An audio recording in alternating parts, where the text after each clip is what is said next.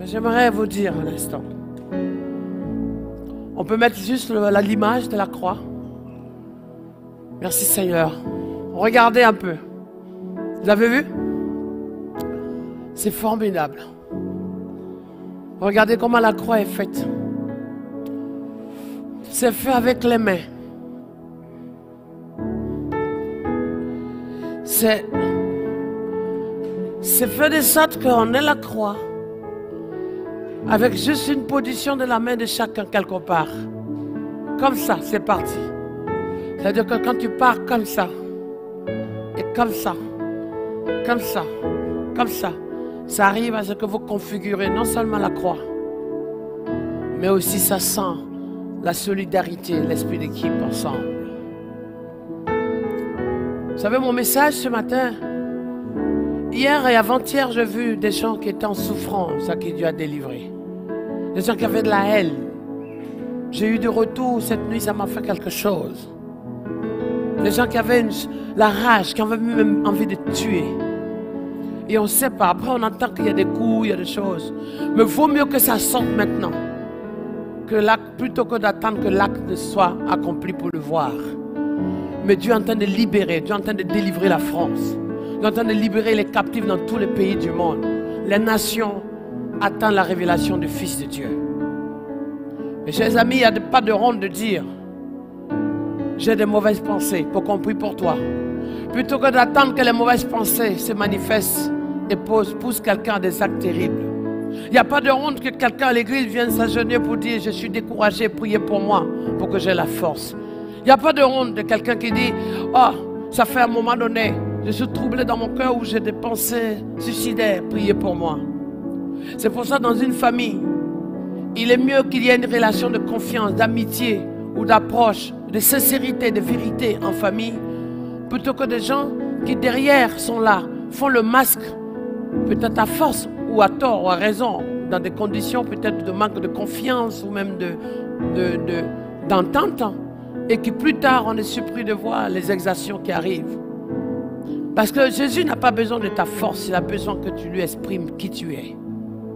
Nous sommes aujourd'hui à l'église pas parce que nous sommes les meilleurs, c'est parce que nous savons que Christ est ressuscité. Et nous savons que nous sommes des enfants de Dieu. Et nous pouvons ainsi être ensemble, louer l'Éternel ensemble, pleurer ensemble, nous réjouir ensemble, danser ensemble, manger ensemble, partager ensemble. Mais chers amis, la vie n'est rien. La vie n'est rien. Vous avez, c'est pas ceux qui ont suivi hier, il y a un jeune homme qui était grand de taille et qui est suisse, qui habite en Suisse, quelque part, je ne sais plus où, je ne me rappelle plus. Mais quand tu le vois, il est bien bâti, costaud, assis, à l'aise. Mais on le voyait comment il était dans la haine, dans la souffrance, dans la colère. Certainement, il en voulait à tout le monde. Parce qu'il a été certainement déçu. Mes chers amis, dans ce monde d'aujourd'hui, on a l'impression que quand on est déçu, il n'y a plus rien qui existe. Quand on est déçu, on n'a plus le droit de se parler. Vous voyez, il y a même des gens, quand ils sont tellement dans une méthode de mentalité bizarre que s'ils ne sont pas d'accord avec toi, même s'ils se voient sur la route, ils te fuient. Ils ne veulent plus te voir. Alors que mes chers amis, dans le tout est accompli, je vais vous enseigner quelque chose qui est important. On ne peut pas accomplir les choses dans sa chambre. On l'accomplit après avoir traversé une épreuve. C'est pour ça que je vous ai donné l'image de la croix. Dimanche dernier, je vous ai parlé de la puissance de la croix. Aujourd'hui, je vais vous parler de tout accompli. Jean 19, le verset 30. Regardez ce que la Bible dit. Lorsqu'il eut pris le vinaigre, lorsque Jésus a pris le vinaigre, le dernier élément, la dernière chose qu'il a faite avant de mourir, c'est le vinaigre qu'on lui a donné. C'est déjà aigre. Dans nos vivons vinaigre, aigre. C'est terrible. Jean 19, 30. On l'a crucifié. Mes chers amis, crucifié. Il a été crucifié. C'est ce qu'il y a de plus humiliant. Parce que vous imaginez, quand vous vous coupez l'ongle, vous avez mal, non? Quand vous vous écorchez la peau ou le doigt, quelque part, vous griffez un peu, vous avez mal. Mais imaginez qu'on va mettre des clous énormes. Mais ce n'est pas les clous raffinés. en métal ou peut-être en d'autres matériaux plus raffinés aujourd'hui. C'était à l'époque soit des pierres ou même de fer mal taillé qu'on va prendre pour pouvoir clouer dans la peau et le maintenir. C'est pas comme si c'est un trou seulement qu'on faisait pour voir que après avoir passé la perceuse on a mal, mais le maintenir à l'intérieur, les mains et les pieds, c'est horrible. Mais lui il va le prendre, il va porter ces choses parce qu'il y avait une mission qu'il devait faire, porter le fardeau de l'humanité. Quand on dit tout est accompli, ça veut dire que tu as rempli ta mission. Ça veut dire que tu as fait ta part. Ça veut dire que de ton côté, ce qui était ton rôle dans ton devoir de jouer, tu l'as fait. Quand on parle de tout est accompli, mes chers amis, on dit c'est au pied du mur qu'on voit le vrai maçon. C'est dans le pardon, dans l'amour, qu'on voit que Dieu a accompli des choses dans ta vie. Aujourd'hui, ça ne suffit pas de dire « Ah, je suis un enfant de Dieu », ça ne veut rien dire. Les termes ne symbolisent plus les choses. C'est la réalité, le concret. Dire que je t'aime, c'est bien. Mais vivre la manifestation de l'amour, c'est mieux. Parce que c'est ça la réalité. Aujourd'hui, vous allez entendre. Si quelqu'un t'insulte, tu te dis oui, c'est pas bon, c'est qui t'a dit. Mais vous allez voir de plus en plus, mes chers amis, que insulter devient même le vocabulaire quotidien des gens. Si on s'approche des personnes âgées de 95 ans ou d'autres personnes, ils diront que le respect est une valeur. Mais de plus en plus, vous allez voir des gens même pour s'exprimer, c'est le manque de respect qu'ils utilisent. Ça veut dire que ce qui était une valeur n'a plus son sens. Ce qui compte aujourd'hui, c'est le fruit que Dieu t'emmène à porter. Parce que ça, on peut dire tout ce qu'on veut. Le fruit que tu portes, celui qui à côté ne le considère pas ou ne s'en occupe pas, un oiseau au moins aura besoin de manger ce fruit. Aujourd'hui, dans ce concret, le tout accompli doit prendre sa forme, mes chers amis. Pour que nous soyons une église vivante. Regardez, quand je vois ce qui se fait ici en social, comment des centaines de personnes, voire des milliers, depuis que vous avez commencé, ce serait bien de statuer à peu près en estimation depuis 1 an. Comment ces milliers de personnes se sont alignées pour avoir quelque chose à manger? Ça ne veut pas dire que vous les créez, vous les composez. Ça veut dire seulement que vous avez dit il était bon d'avoir du cœur du partage. Par conséquent, d'ouvrir ce cœur de partage aux entreprises ou aux structures qui peuvent ainsi, au lieu de jeter leur affaire, les réunir, les donner pour qu'on puisse faire une bonne œuvre humanitaire. Mais en réalité, c'est comme ça la vie. Et ces personnes qui viennent sont de tous bords. Musulmans, païens, chrétiens, toutes sortes de religions, sans exception. Il y a même des bouddhistes qui viennent, des animistes qui viennent, des sorciers qui viennent. Mais ceux à qui vous donnez à manger, l'instrument que vous êtes en tant qu'enfant de Dieu. Mais réfléchissez l'inverse. Si c'était vous qui allez dans une mosquée prendre à manger, vous allez commencer à comprendre l'importance. Mais les gens viennent, ils se rendent compte d'une chose. Ce qu'on appelle l'œuvre du royaume de Dieu. Vous pensez que l'église, c'est la religion. Mais l'église, c'est le royaume de Dieu. Le royaume de Dieu, c'est ce que les enfants de Dieu vivent et par qui Dieu, dans cette vie, utilise pour pouvoir impacter la société. C'est ça le royaume de Dieu. C'est quand les gens viennent ici pour avoir un morceau de pain, un gâteau, pour récupérer avec peut-être quelques centimes ou un sachet de vivre pour aller chez eux. Mes chers amis, le royaume de Dieu, c'est ça. Le royaume de Dieu, c'est être un instrument pour le bien-être des autres. Le royaume de Dieu, c'est... Je me rappelle qu'à un moment donné, c'était même des habits avant la nourriture. À gauche, quelque part là-bas. Et mes chers amis, les gens viennent et disent, on a été où? On allait prendre quelque part. Où? À l'église. Et hier, je disais quelque chose dans mon intervention. On connaît une ville par le maire. On parle de la référence d'une région par le président de région et le sénateur. On parle d'un pays par le président. Mais dans peu de temps, on parlera d'une nation à cause du prophète qui est dans la nation. On parlera d'une ville à cause de l'élu de Dieu qui est dans la ville. On parlera, mes amis. Parce qu'aujourd'hui, vous voyez, on ne dit plus qui était le roi de tel pays. On dit David, on dit Élisée, on dit Ésaïe, on dit Ézéchiel, on dit Jérémie. Alléluia. On parle de Moïse. Quand on parle de Pharaon, on parle de sa domination. Mais quand on parle de Moïse, on parle de la clé que Dieu a donnée à cet homme pour sauver l'humanité. Dans peu de temps, on parlera de ces hommes et de ces femmes. Référence à la ville et au pays, mes chers amis. Peut-être que je suis peut-être prétentieux, mais laissez-moi, mes chers amis. Je ne crois pas qu'il faut lire seulement la Bible. Je crois plutôt qu'il faut croire. Et qu'il faut comprendre une chose, que si on peut lire, on lit des choses qui sont des faits, des actes qui se sont manifestés, qui ont été une réalité. Et je crois que dans peu de temps, on doit pouvoir aussi, ou de nos vivants, on doit pouvoir aussi constater et lire que Dieu nous utilise. Et que ce qui est écrit est une réalité. Acclame le Seigneur si tu le crois. On doit pouvoir lire. On doit pouvoir lire et constater que ce que le Seigneur a dit s'accomplit sur ta vie. La Bible nous dit aussi, mes chers amis, dans le livre de Romains chapitre 4, le verset 21, ayant la pleine conviction que ce qu'il promet, il a aussi la puissance pour l'accomplir. C'est la pleine confiance, pleine assurance, la détermination que ce que Dieu a dit qu'il va faire dans ta vie, il va le réaliser. Ça n'a qu'à prendre le temps qu'il faut. Comme Habakkuk chapitre 2, il dit si cela tarde, attends, car c'est déjà gravé, mentionné, écrit, que cela va se réaliser.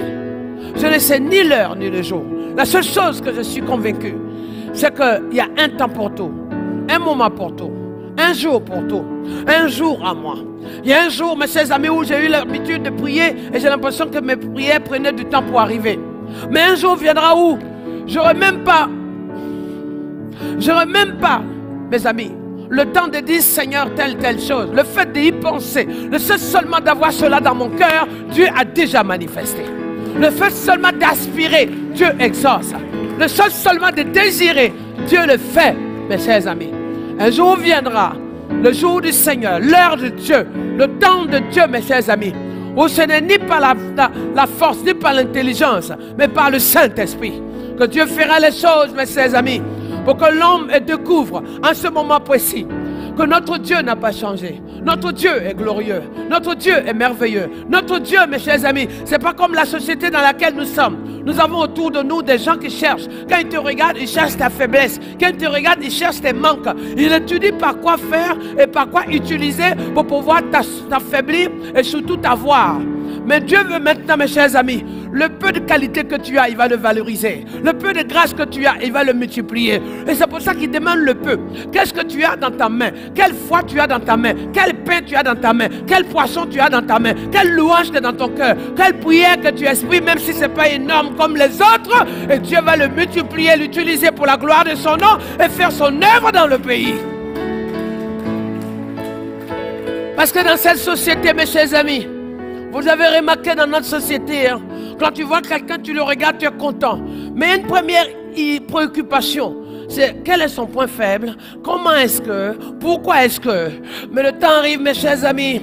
Dieu a besoin des gens qui ont la vision du royaume. Dieu n'est pas venu te chercher parce que tu étais faible ou parce que tu étais fort. Il est venu te chercher parce que tu es son enfant simplement. Parce que tu es son enfant, parce qu'il est son élu. Mes chers amis, c'est ce qui va caractériser la force de l'Église. L'avenir du royaume de Dieu n'a manifesté au milieu de son peuple.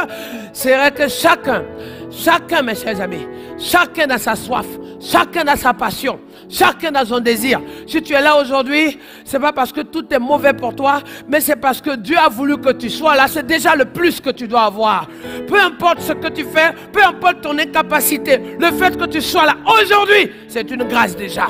Et le fait que tu sois là aujourd'hui avec cette grâce, si tu fais confiance en Dieu, oh my God, même si le monde te jette, Dieu t'élève. Même si le monde t'abaisse, Dieu te qualifie. Même si le monde t'écrase, Dieu manifeste sa bonté sur ta vie.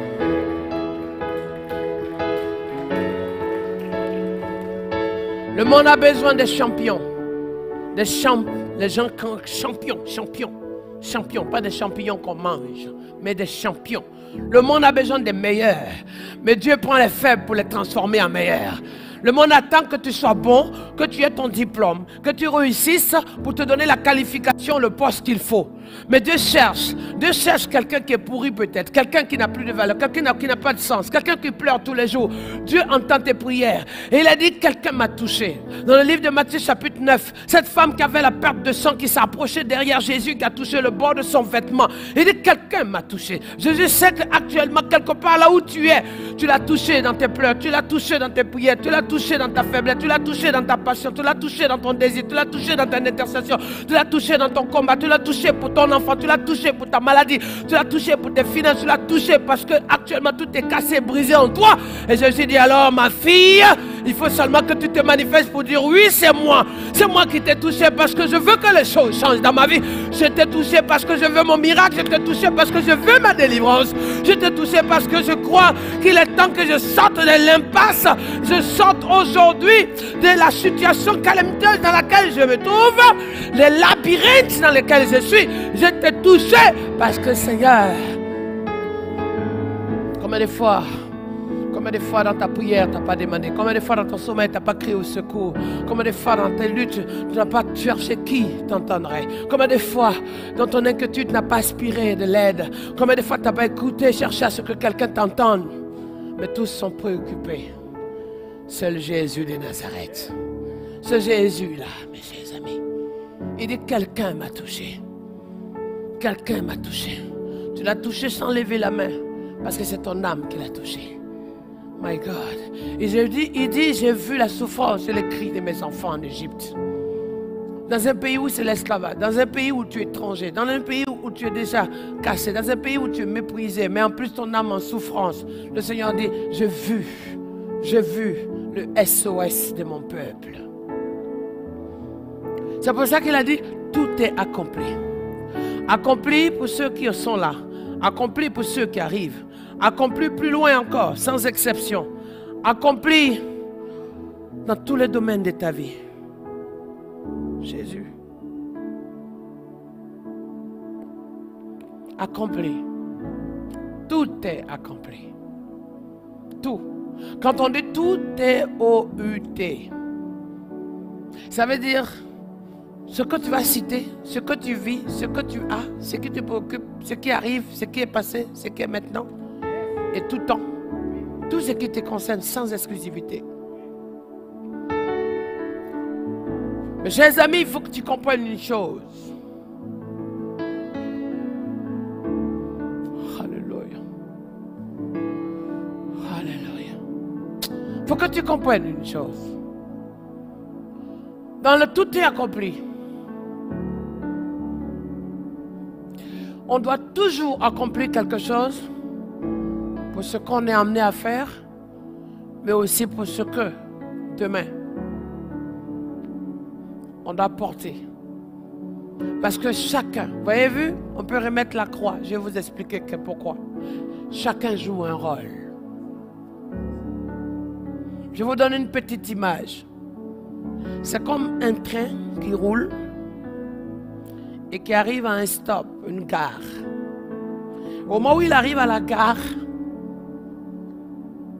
gare 6, gare 7, gare 2, peu importe, je monte. Je monte à cette gare dans le train. Prochaine destination, il y a un arrêt. Mais moi qui suis monté dans ce train, parce que je trouvais des gens dedans, et qui au prochain stop, peut-être vont descendre, parce que chacun descend dans chaque ville, ou dans chaque gare. Au moment où je monte, je ne dois jamais oublier que le train va à une gare et que je descendrai un jour. Ça veut dire, le train de vie dans lequel tu es monté, c'est un train de vie. Et ce train va arriver à un stop, un jour où tu dois descendre. Mais ce train t'amène à une destination. D'autres se sont arrêtés à Toulouse. D'autres vont s'arrêter à Montpellier. D'autres vont s'arrêter à Marseille. D'autres vont faire le tour pour aller à Paris. D'autres vont aller peut-être en Belgique. D'autres vont prendre le Thalys pour aller à Londres. Et d'autres vont aller peut-être même à Amsterdam, peu importe. Ou à Berlin, ou à Genève.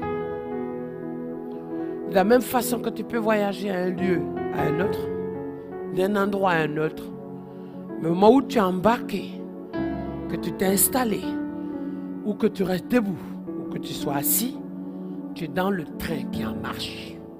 Et dans ce train qui en marche, Dieu t'amène à la destination qui t'est pour te réserver. C'est pour ça, mes chers amis, c'est ceux qui ne sont pas encore montés, qui ne savent pas où ils vont. Mais ceux qui sont montés doivent aller quelque part. Et là où tu es aujourd'hui, tu es dans le train. Et tu dois aller quelque part. Et là où tu es embarqué, tu dois aller quelque part. C'est pour ça, mes chers amis,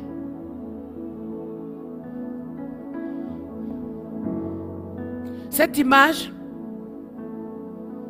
j'étais très jeune quand je l'ai compris. Et je me suis dit, Seigneur, j'embarque dans ce train. Je ne comprends pas ce qui se passe. Mais j'aimerais accomplir ma mission dans laquelle tu m'as appelé. Pour laquelle tu m'as choisi. Et j'aimerais passionnément. Parce que mes chers amis, plus le temps avance, il y a d'autres qui répondent à la prochaine gare. Mais toi, tu vas plus loin. Mais dans le plus loin que tu vas, c'est parce que Dieu a besoin de toi pour son œuvre qui t'amène plus loin. Hey!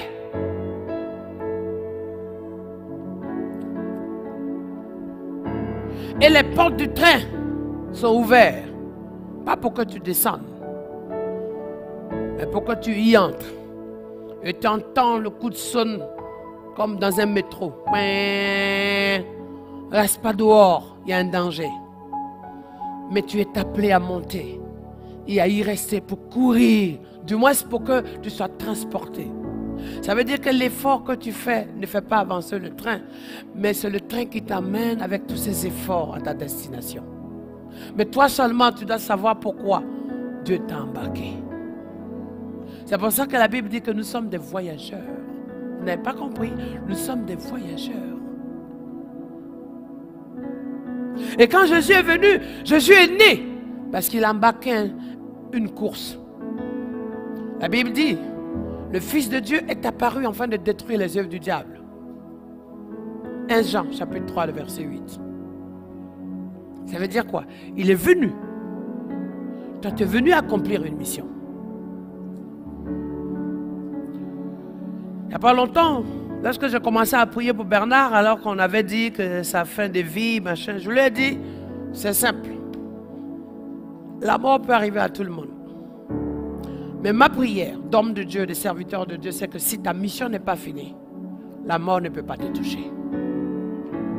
Et même si Lazare qui est mort était déjà enseveli parce que sa mission était encore que Dieu soit glorifié dans sa vie, alors il ressusciterait.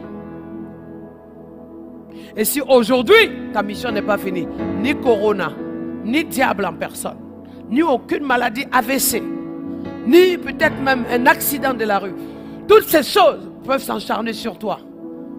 Mais parce que ta mission n'est pas encore accomplie, tu vivras encore. Et je le disais à un colonel de l'armée française, aux Invalides, où j'ai eu l'occasion d'aller avec un ami, un frère aussi, qui aujourd'hui est en prière forte, Henri Roselmark. Il m'a emmené, il m'a dit, écoute, mon pasteur, il faut qu'on aille prier pour ces personnes-là. Il m'amène partout prier pour les gens maintenant. Et quand j'arrive, ce monsieur a été victime de l'acte terroriste de Mera. Le policier qui était allé avec un groupe de collègues, les militaires, il y avait des militaires en civil ou en armée, je ne me rappelle plus, ils étaient allés retirer de l'argent quelque part et on a tiré sur eux. 2 sont morts et 1 a survécu, c'était lui. Il a eu le temps de tourner sa tête et la balle est passée juste de près là, ça l'a paralysé, paraplégique. Il respire par ici.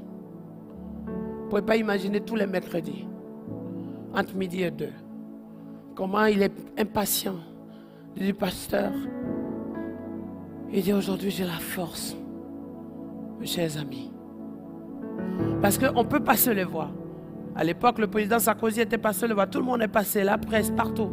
Mais aujourd'hui, il se retrouve là où il est. Si ce n'est pas le soutien et la main de Dieu, il ne pourrait pas tenir encore. Et je lui ai dit, si votre mission n'est pas finie, vous vivrez encore. Il parle, il téléphone. Comment? On n'arrive même pas à expliquer. Aux invalides, je vais le voir. Je prie avec lui. Et si je ne suis pas physiquement pendant que je suis ici mercredi, en ligne au téléphone, en WhatsApp, on prie ensemble. Harry a créé un groupe qu'on appelle Badazoom. Bada WhatsApp plutôt. S'il me regarde, sois béni Harry. Et je prie avec lui. Ce frère est courageux. Et de gloire à toi Seigneur. Combien de fois mes chers amis? Il y a certaines personnes qui pensent peut-être que là c'est leur heure. Quand la nuit, tu n'arrives pas à respirer, quand tu es très mal dans ton corps, tu as l'impression qu'il est mieux pour toi-même de quitter ce monde. Mais peut-être qu'il te tient une journée, une heure. Il te reste encore 1 an, peu importe, 10 ans, 20 ans. Mais le temps qui te reste, c'est parce qu'il y a encore une mission. Sinon, il n'y a pas besoin de maladie pour quitter ce monde. Quelqu'un peut mourir comme ça, il n'y a pas d'âge. Du bébé, du fœtus, au jeune, au ado. C'est sûr qu'on se dit, comment est-ce qu'on n'a pas assez vécu? Mais la mort ne compte pas les humeurs pour venir chercher les gens. Lorsque l'esprit de mort, l'ange de la mort a voulu frapper Pharaon et toute sa bande, c'est parce que les enfants de Dieu avaient le sang de Jésus. Oh my God. Il y avait le sang de Jésus qui était sur les maisons que l'ange de la mort ne pouvait pas s'approcher. Donc lorsque la main de Dieu est sur toi et le sang de Jésus te couvre, le diable peut s'encharner comme il veut. Il ne pourra pas te toucher. Acclame Jésus pour ça. Il peut s'encharner. Les sauterelles peuvent se lever. Les grenouilles peuvent se lever. Les AVC, on les frôle. Les étouffements, les accidents, les morts subites, les maladies bizarres. Mais la grâce et la main de Dieu est sur ta vie. C'est pour ça, vous qui ne donnez pas le temps de venir prier en disant « Non, ce matin, je suis fatigué. » Mais justement, c'est quand on est fatigué qu'il faut aller à l'église. Et quand tu as même du mal à conduire, fais-toi déposer par quelqu'un. Prends-toi un taxi. Fais un voyage regroupé ensemble. Parce qu'une chose, autant que dans ton travail, quand tu n'y vas pas, tu es peut-être pénalisé en salaire, ou peut-être coupé sur tes vacances, ou peut-être réprimandé. Dieu, lui, ne va pas te faire ça. Mais chaque fois que tu viens dans sa maison, my God, hallelujah, Dieu te ramollit encore plus.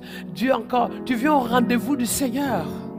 Et quand tu ressors, n'oubliez jamais, chaque rendez-vous que Moïse avait avec Dieu, le nombre de temps qu'il va passer avec Dieu, quand il ressort de ce rendez-vous, la Bible dit que son visage brillait.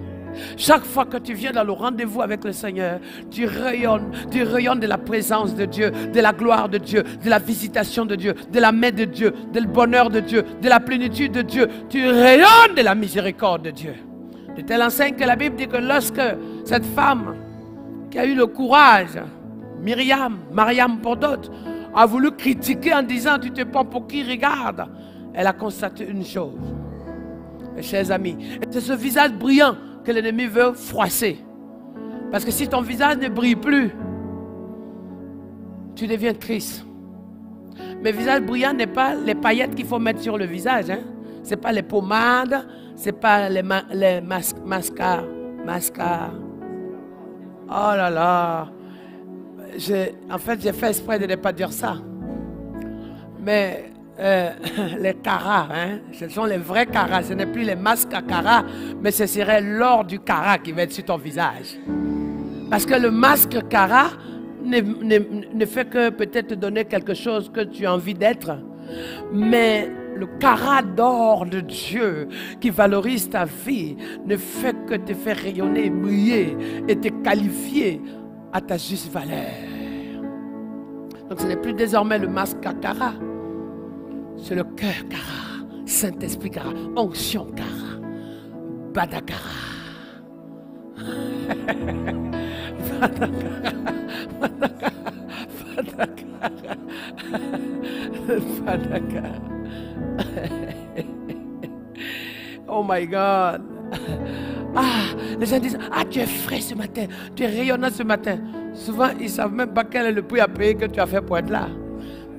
Ils ne savent pas qu'est-ce que tu traverses. Souvent, ils se trompent. Hein. Mais quand Dieu te donne d'avoir le visage brillant, rayonnant, c'est parce que le rendez-vous avec Dieu, dans lequel tu as été dans ce rendez-vous en contact avec le Créateur, a laissé une trace indélébile de la plénitude et de la valeur de Dieu sur toi. Dans le livre d'Ésaïe, chapitre 43, il dit, tu as de la valeur à mes yeux. De la valeur à mes yeux. Tu as augmenté ta valeur. Tu as qualifié qui tu es.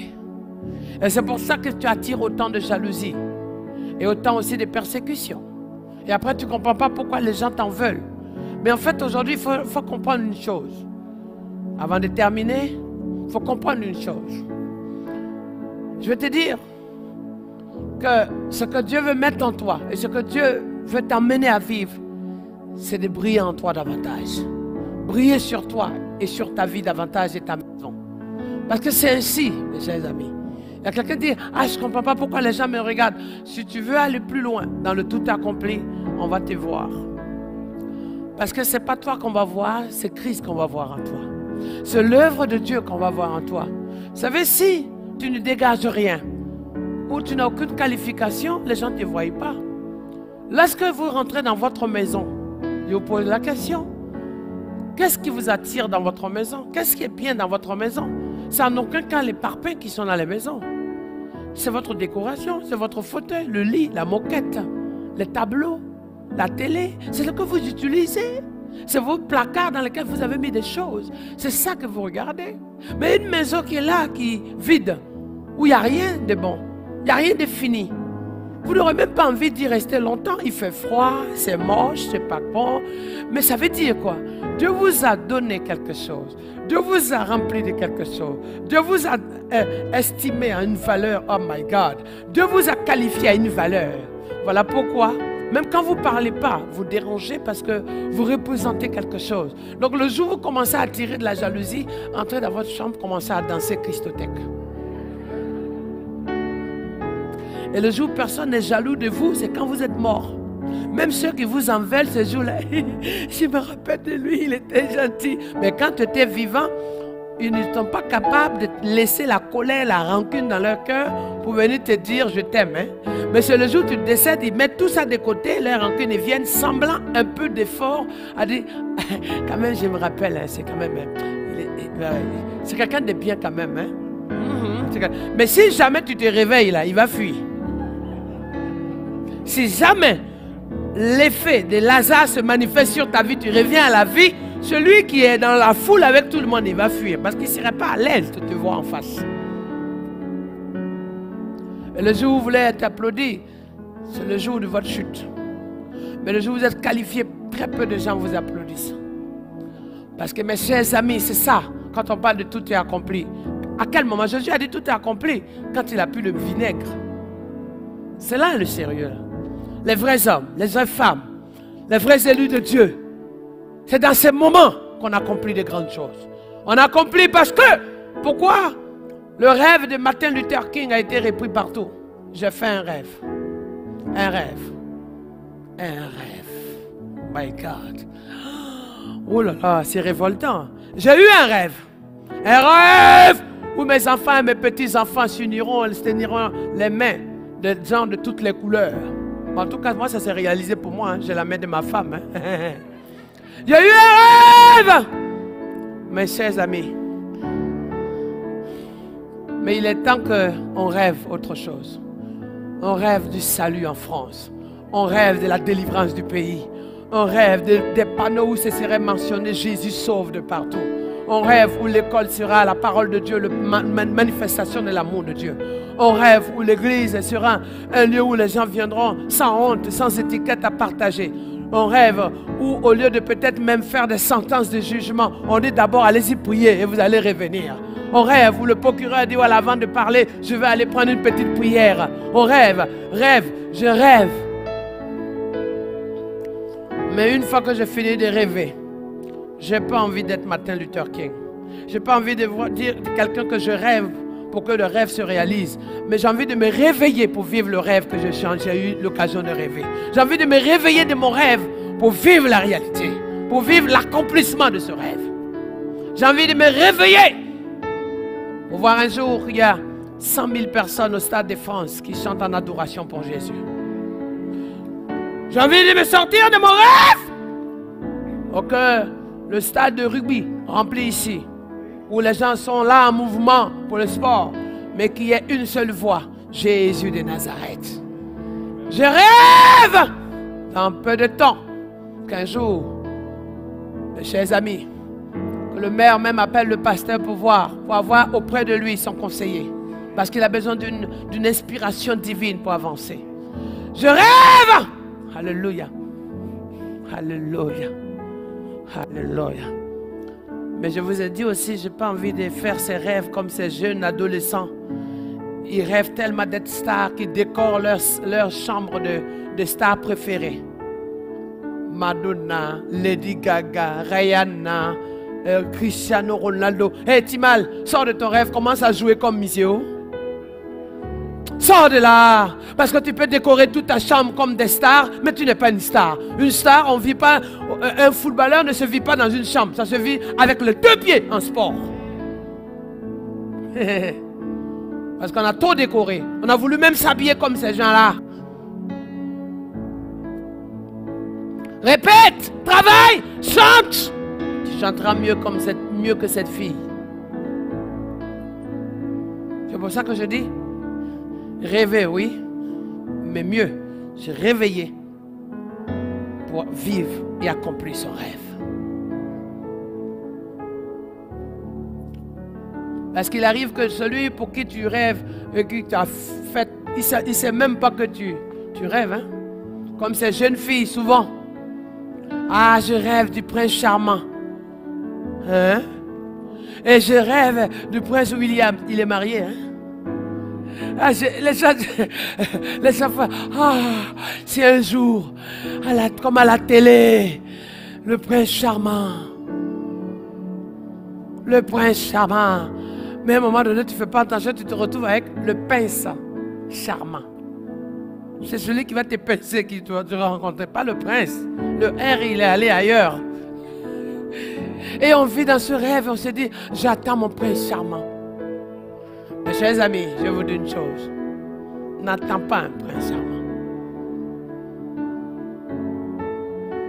Si tu attends le prince charmant, c'est que toi, tu n'es pas une princesse. Et si tu attends la princesse charmante, c'est que tu n'es pas un prince. Un prince n'attend pas une princesse charmante. Un prince fait d'une fille une princesse. Et une princesse fait d'un garçon un prince. Ça veut dire que si vraiment tu aspires à cette dimension-là, tu dois te lever toi afin de travailler, de te lever à fond, te mettre à genoux, te battre, combatif. C'est pour ça que j'aime le modèle, la vie de ce Bernard, malgré tout. Venant d'une famille modeste, il va se battre aujourd'hui pour parler avec les grands, parce qu'on ne l'a pas fabriqué, ce n'est pas le fils d'eux, c'est lui. L'avantage que tu as que tu es le fils de Dieu, mais tu ne l'as jamais vécu comme tel. Tu as vécu comme le fils de n'importe qui, alors que tu es un élu de Dieu. Tu as sur toi le sceau de Dieu. Tu es né pour accomplir la destinée de Dieu. Et tu as ce que tu as oublié. Tu as voulu plutôt imiter les autres que d'être toi. Mais le temps est venu pour que la princesse que tu es, c'est là qu'il faut que tu comprennes. Tu aspires voir le prince alors que tu as oublié que toi, tu es la princesse. Tu aspires à voir la princesse alors que tu as oublié que la grâce que sur toi fait de toi le prince de Dieu. My God.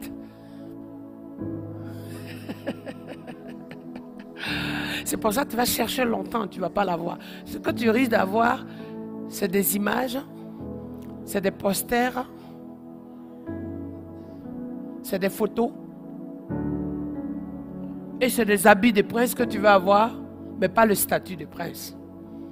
Et les habits de prince, on peut l'acheter à Carrefour. Carrefour même vend les habits maintenant. Il n'y a pas que Camayo et j'en passe. Et surtout aujourd'hui, avec le confinement, Amazon marche très bien avec toutes les livraisons Prime. Mais mes chers amis, tout est accompli pour que tu aies droit, accès. Parce que le voile est déchiré pour que tu aies accès. L'accès est pour toi. La clé est pour toi.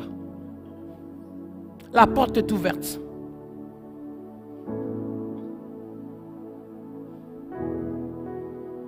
Et pour terminer, conclure mon message.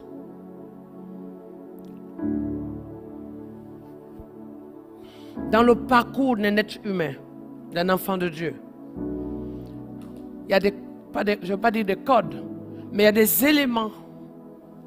Il y a des éléments qui sont en place dans son parcours pour l'œuvre de la destination que Dieu lui a donnée. Il y a des choses. Vous n'avez pas remarqué? Regardez bien. Je prends un exemple simple. Tu as une vision. Tu as une vision, un songe, une révélation, quelque chose quoi. Tu notes ou tu notes pas, peu importe, ça te passe dans la tête. Et plus tard, quand tu arrives à certains faits, tu te rends compte que ce sont des choses que tu avais pressenties, mais pour lesquelles tu n'as pas prêté attention. Ça veut dire que dans ton parcours, si tu commences à disposer ton esprit, ton cœur et ton âme, ta vie, à l'écoute du Saint-Esprit, à l'inspiration de Dieu, à la révélation de Dieu, tu vas voir qu'il n'y a rien qui arrive, comme la Bible dit, sans que Dieu ne nous ait avertis. Mais on n'a pas prêté attention. C'est au moment où ça se passe, je dis, j'avais un peu, je sentais quelque chose. Je sentais quelque chose.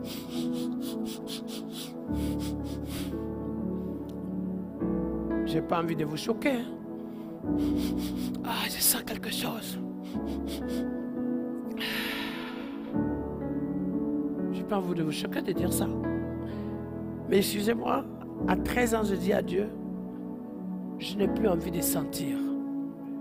Parce que si je sens la chose, c'est que je n'ai pas la chose.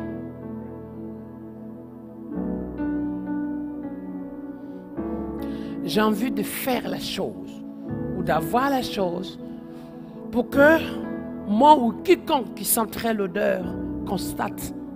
Mais sauf que quand je le sens, c'est parce que je fais la cuisine. Je fais ressortir les oignons.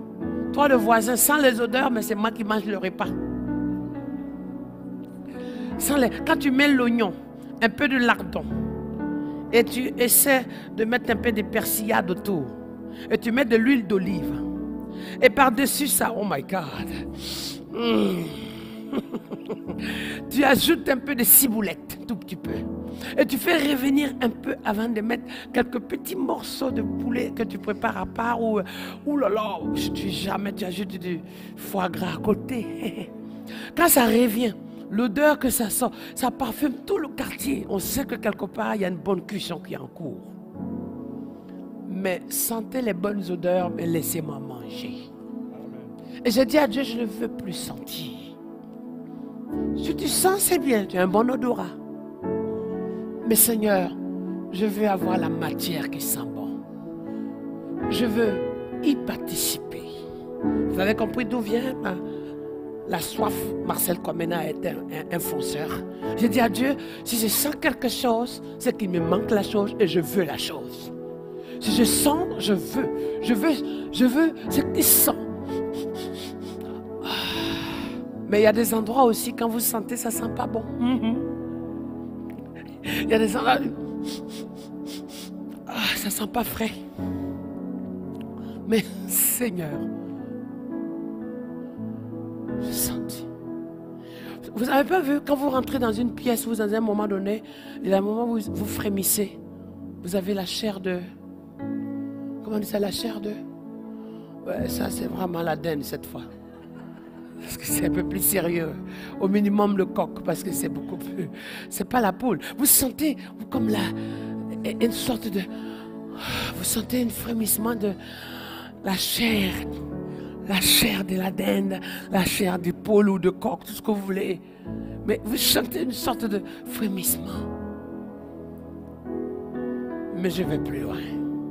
La Bible dit lorsque Élisabeth a croisé Marie. Oh,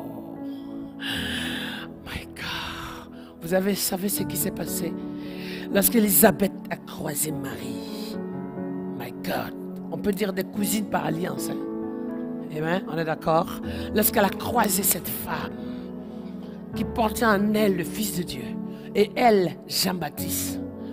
La Bible dit tout à coup, my God, elle a senti un frémissement. Il y a quelque chose qui a résonné, quelque chose a secoué en elle. On comprend, mes chers amis, lorsque quelque chose concerne notre propre enfant, qu'on ressent des choses dans ses entrailles. Mais mieux encore, ce qui a été ressenti, cette fois, ce n'est pas un ressenti par frisson, mais c'est une manifestation de l'onction de Dieu qui était dans le Fils de Dieu, qui a touché le prophète des nations dans le ventre d'Élisabeth. C'est que c'est révélé là. C'est-à-dire que quelque chose s'est passé en esprit. La Bible dit que quelque chose, ce qui s'est produit en Élisabeth a fait ressentir en elle, my God, l'effet de l'enfant de la promesse, Jésus de Nazareth. Et elle a compris que Jean-Baptiste était destiné à quelque chose. Waouh! Toi qui pensais que tu passais inaperçu, mais Dieu a mis dans tes entrailles, Dieu a planté dans tes entrailles, Dieu a sémé dans tes entrailles. Dieu a déposé la sémence de son onction. Hey! Kiramayon de Byzance. Il faut que le Corona finisse, qu'on fasse une grande évangélisation ici. Pendant une semaine. De dimanche soir à samedi soir. Hey! Et pendant qu'on sera en train de louer, les gens vont vider les immeubles pour venir donner leur vie à Jésus de Nazareth. Parce que mes chers amis, tu seras assis peut-être en train de regarder la télé. Tout à coup, le Saint-Esprit va venir te toucher. Les gens vont courir. Ils vont courir. L'appel de Dieu va les saisir. Pas pour ce qu'ils entendent, mais pour ce que Dieu est en train de faire sur la ville. Parce que si à l'époque, il y a des gens qui ont dormi dans des grottes pour prier pour argent, mais maintenant nous ne sommes plus dans les grottes, nous sommes dans les rues pour prier pour argent. Et à la journée spéciale de la foi, on prendra toutes les rues d'Agen en bail. Le maire avec, le député avec, parce qu'on va prier pour sanctifier, pour que Jésus de Nazareth. Parce que ce n'est pas les monuments d'église maintenant qu'il faut dans la ville. C'est des instruments de Dieu, porteurs de la vie, en Jésus-Christ, que Dieu veut manifester.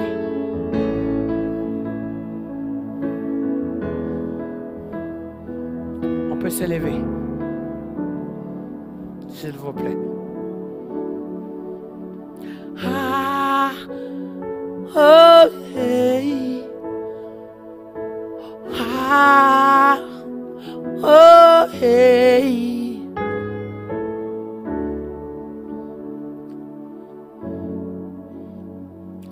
Tout est accompli en la croix.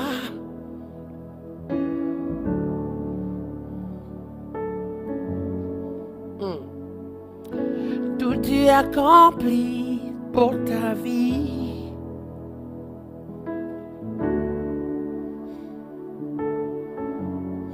Encore. Oh. Tout est réalisé pour toi.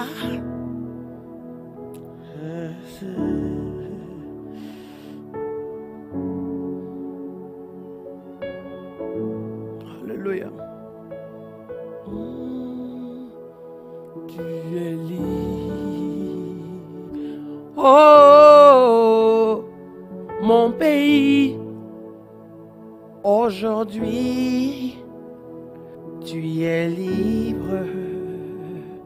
Ah, la France, aujourd'hui, tu es libre.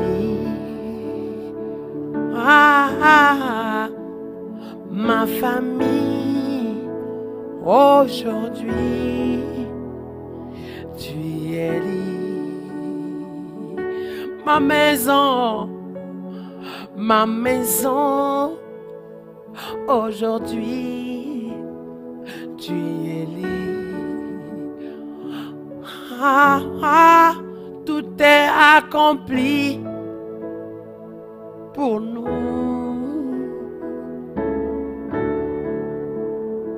Tout est réalisé, accompli pour moi. Je prie maintenant pour tous ceux qui sont venus avec des fardeaux. Il y a quelqu'un qui est hospitalisé dans ta famille. Tu es venu ici. Il y a une souffrance de dépression dans ta vie. Tu es venu ici. Tu es combattu beaucoup dans ces temps-ci, persécuté dans tous les sens. Pendant que tout le monde a les yeux fermés, lève la main et pose une main sur ta tête, lève l'autre main. Tu es attaqué et persécuté dans ta vie. Tu ne comprends pas ce qui t'arrive. Je vais prier pour toi. Tout le monde ferme les yeux. Depuis un moment, tu es persécuté, assailli. Tu n'es pas bien. Et Dieu veut te restaurer. Une main, 2, 3, 4, 5, 6. Il y en a plusieurs. Une dizaine. C'est normal. Dieu est ici pour toi. Il y a des gens qui cherchent même à t'affaiblir, à te décourager de venir à l'église. Lève la main aussi. Il y a des choses qui cherchent à éteindre la flamme que tu as. Lève aussi la main. Il y a des choses aussi que tu pleures. Hier soir, tu as pleuré parce que tu ne comprenais pas ce qui t'arrive. Tu étais triste. Mais le Seigneur te dit, je veux te restaurer. À Pâques, tout est accompli à la croix. Bien plus, ressuscité. Je veux aussi te dire à l'instant que ton corps s'affaiblit. Comme si tu tombes en morceaux. Tu te fatigues facilement. Tu n'es pas bien dans ton corps, dans ta santé. Le Seigneur te parle. Il veut te restaurer.